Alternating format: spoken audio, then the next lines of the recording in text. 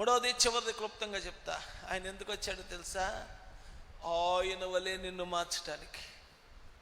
ఆయన ఎందుకు ప్రేమించాలో తెలుసా? ఆయన వలె నిన్ను మార్చడానికి. ఆయన కలిగినవన్నీ నీకు ఇవ్వడానికి. ఆయన కలిగిన హోదా, ఆయన కలిగిన అధికారం, ఆయన కలిగిన అన్ని శక్తి సామర్థ్యాలు, ఆయన మహిమ అన్నీ నీకు ఇవ్వడానికి వచ్చాడు. నీ రూపాన్ని మార్చడానికి వచ్చాడు. ఆయన రూపం మార్చుకొని దైవత్వాన్ని విడిచి మానవత్వానికి లోనికి ఎందుకు వచ్చాడో తెలుసా? మానవత్వంలో మానవుడిని దైవుడిగా మార్చడానికి వచ్చాడు. తన స్వరూపంలోనికి మార్చడానికి వచ్చాడు. తన కలిగినవన్నీ నీకు ఇవ్వడానికి వచ్చాడు. పరలోక రాజ్యాన్ని నీకు స్వతంత్రించడానికి వచ్చాడు. క్రీస్తుతో పాటు, తనతో పాటు నిన్ను పరలోక రాజ్యానికి వారసునిగా చేయడానికి వచ్చాడు.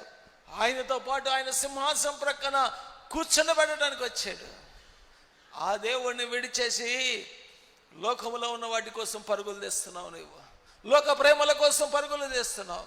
శరీరాశ కోసం, నేత్రాశ కోసం, జీవడంబం కోసం పరుగులు తీస్తున్నావు. నువ్వు ప్రేమించవలసిన దేవుణ్ణి ప్రేమించాలి ఈరోజు.